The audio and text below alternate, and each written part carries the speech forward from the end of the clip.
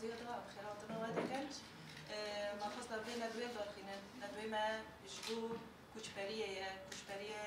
يكون ممارس شيء كوشبرية جو جنت معفريني أما جرى دويامجي أم كوشبر دبر بفي أوي أما تقو إيشتي ما تقو كاتن أسطنجيو دبن سلوغاني تهجير القسري والتحديات الواقع وآفاق العودة ما خص أمفينا ودوي أم لدار خنن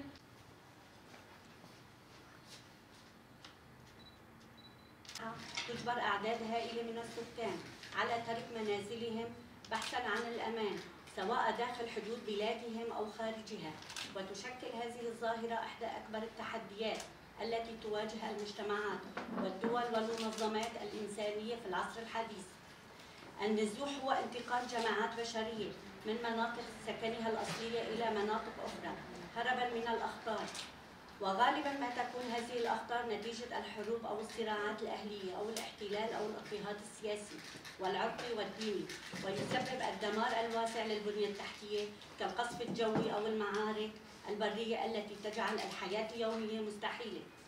الخوف من العنف والقتل الجماعي استصبح المناطق الحربية غير آمنة للسكان المدنيين، الاضطهاد والاستهداف العرقي أو الطائفي، حيث تستهدف جماعات معينة داخل مناطق النزاع انهيار الخدمات الأساسية مثل انقطاع الماء والكهرباء والرعاية الصحية والتعليم.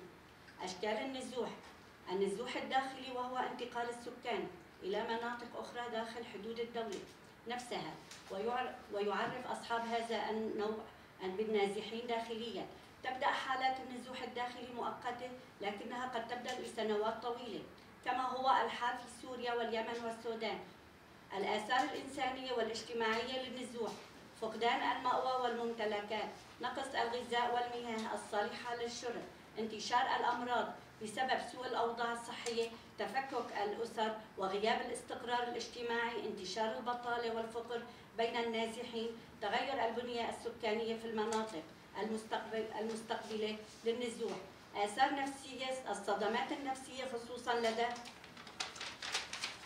الأطفال والنساء، فقدان الإحساس بالانتماء والهوية، الأبعاد السياسية والاقتصادية. سياسيا يؤدي النزوح إلى زعزعة استقرار الدولة ويخلق أزمات حدودية بين البلدان. اقتصاديا تتحمل الدولة المستضيفة أعباء مالية كبيرة. يستمر بخوف ردك فجبر ويجي يعني تشقص تأثير إيه عم بين كوجبرية لسر جن هذا ده كوجبري سجاري چه لسر گری عفرینی جاری که جه حلبه در کتن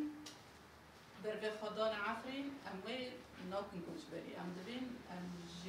مالکی چینو مالا باقی خواه چینو مالا برای خواه منطقه من کوچبری نه حاصل دیه لی همه خرابین هات چیکن خرابین ها مالا هات چیکن و جاری که دیجی شرکی گران لسر بود چه بی نه گره چی بود چرام لیل شرف سر عفرین چه بی جی تجاری بی تجاری شرف سر عفرین چه بی جاری که شرف سر عفرین چه بی حلول من خلال النزوحين وهي من عفرين لشهوة ومن شهبة لحد حالات تحددها لخسائر فقدان الأهل من خلال فقدان الزوج وما إلى اللي عم نشوفه اليوم حق أهلنا وشعبنا مثلا بعفرين ولا سريكاني ولا كريسبي. طبعا أمام النزوح رفيقات هو تهجير قسري بحق هاي الشعوب من قبل دولة الاحتلال التركي ومرتزقته. طبعا رفيقات هبدا حسكرنك دويت عمنا ده هاي برستي مولولا مرا بلند بي مرا ايش خاجي برجبير دكي خيره ام بيد حسن رخصتني انه حسكرنك تشيكر وكهبي تشيكر هيش حرجنك جداباركي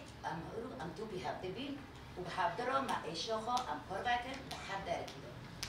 هذا الوقت ام درجنو ده هقول ما برتش الخيوم كلام بروستي بايش معروف بنا بايش خيره طيبات بصار الجن خيره الجن كذا لدي الجن ايش يدك شينه الجن زارو قاتينه الجن حر تشتكي